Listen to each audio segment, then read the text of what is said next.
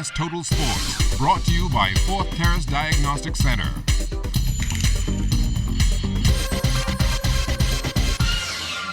Hi, good evening and welcome to Sports Sunday. I'm Julian Gibson. The Roadrunners track and field meet taking place yesterday at the Thomas A. Robinson Stadium. Let's take a look at some of the highlights. Crowd on hand yesterday taking a look at some of our future track and field athletes.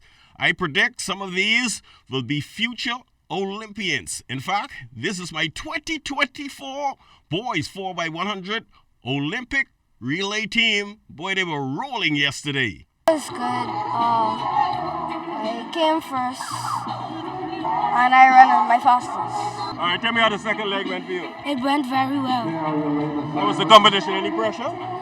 Yes. But you glad you won? Yes. It's good.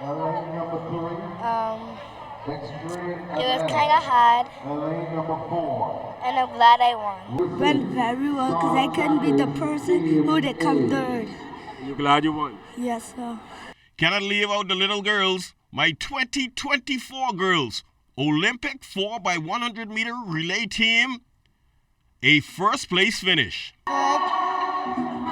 Was it easy? Yes, All sir. right. How was the competition? Good, because I didn't have no competition with nobody. How you feel about winning? Good. It was good.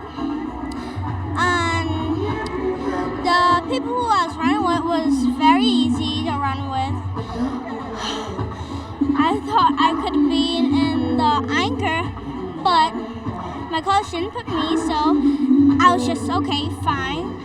I said I was just going in the third lane. Tell me how the fourth leg went. How you rate it? Good. It was good. And I wanted to be the first leg, and Sasha couldn't take my place, and Coach can't say I can take the first leg. I was in fourth leg. Was there any pressure on you? No, sir. How it feels winning? Good. Also taking in the action yesterday was Golden Girl Pauline Davis-Thompson. She also took up some of the trash people were dropping at the stadium.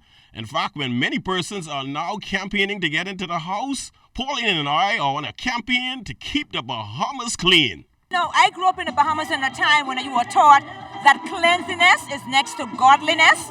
And we're supposed to be a Christian nation, and I'm just distraught at how filthy our country is. And our kids are grown up to be just as filthy, and that really bothers me.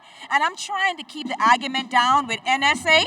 We've been having a lot of problems with NSA, and NSA do have some points, some good points. You know, they're angry that the kids are breaking up everything, breaking on the doors, throwing things in the toilets, walking on the seats, just doing all manner of things.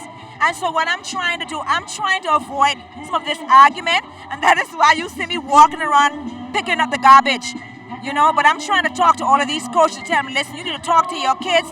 But then all this starts at home. And parents, if you're out there listening to me, please raise your children. These are Bahamas sons and daughters, and you have a responsibility as a parent to teach your kid manners and respect, to teach your kids values, to teach them to pick up behind themselves. And from high school basketball on Friday at the F. Adley Gym, taking in the C.I. Gibson Doris Johnson Senior Boys game was an international basketball scout with Bahamian roots. I've spent the last 4 years as an assistant women's basketball coach at the University of Arkansas, and just recently left to form a nonprofit organization that's trying to help Bahamian kids get opportunities to go to college through sports.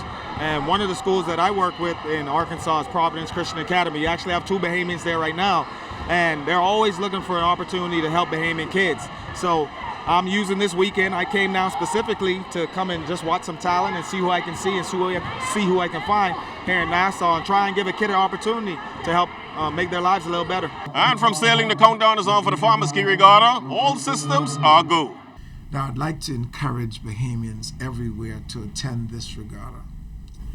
Unfortunately, I need to put a caveat there because I know Farmers Ski has its limitations with respect to accommodations. Last year, I threw out a challenge to Farmers Ski people to build some accommodations, because I believe if you build accommodations, they'd be rented.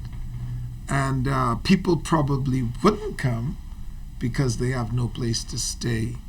But I know last year we had a successful regatta.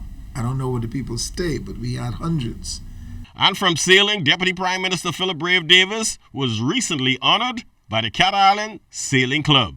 During my 4 years as president, you were very instrumental in my success.